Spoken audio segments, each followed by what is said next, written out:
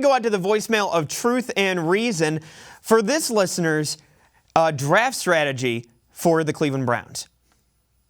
So, last time I talked to you guys, I wanted the Browns to draft, in this order: Drake London, Carson Strong, Cole Turner, and Romeo Doubs. The reason why I wanted the Cole Turner and Romeo Doubs is because, if you remember, last year, the Bengals drafted a receiver that their quarterback was already familiar with. He turned out to be very good, and how'd that work out? The reason why I want Carson Strong and I want him to sit for a year is because the Browns always throw their quarterback in the first year. How's that worked out? So, like I said, he'd be familiar with those two guys because they were already on his team.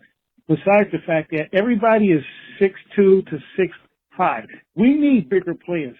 I wouldn't mind, drafting Garrison, but I got a feeling Garrison will get hit and hurt within the first year. They're just too small. I wanted bigger players. And I would just address the defense in the draft, and then pick some players later. That's all I had to say. Thanks. Bye. And again, we always appreciate the voicemails on the voicemail of Truth or Reason. You guys can call it the number down below. But, I think that it's important to remember Joe Burrow was the #1 overall pick. Jamar Chase was the #6 overall pick.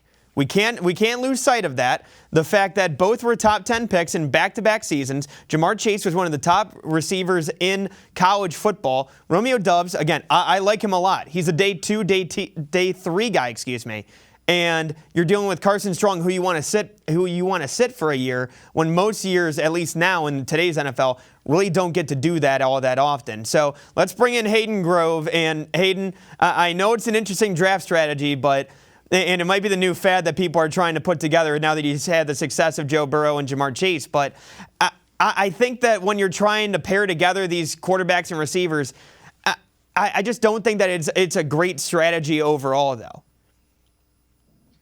I kind of, if you want to look at a quarterback that has a great relationship with the receiver, look at Baker Mayfield and Garrett Wilson.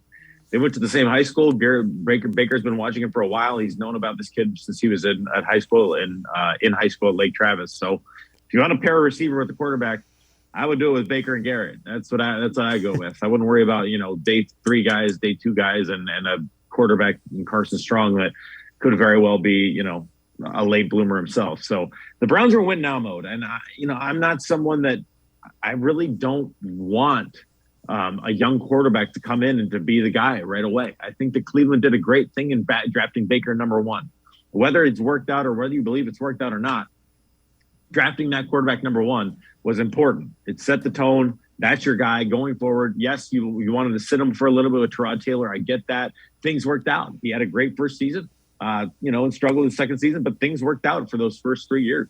At least you had a direction. When you have a quarterback that you draft later in the draft, it's like, should we play him? Should we not? It is what it is. With Baker Mayfield, you had a direction. That's your guy. You put your chips in that stack. Let's go.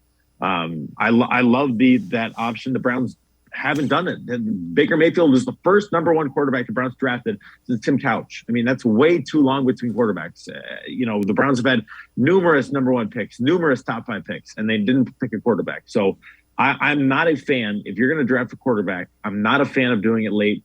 Yes, you always pick one late and it'll work. It could work out. Look at Tom Brady. But at the same time, I just like the idea of having a guy that's a top 10 guy. Go from there. Don't worry about, the likelihood of you getting a quarterback that's a franchise changer late in the draft is way less than, having one at the top. It's just the reality of the situation. They call it the exception to the rule for a reason. It doesn't always happen every single year. You're not always going to get a Russell Wilson. You're not always going to get a Tom Brady. So it happens once in a long time. So I completely agree with you. If you're going to take one, you're going to take him high, and that's going to be it.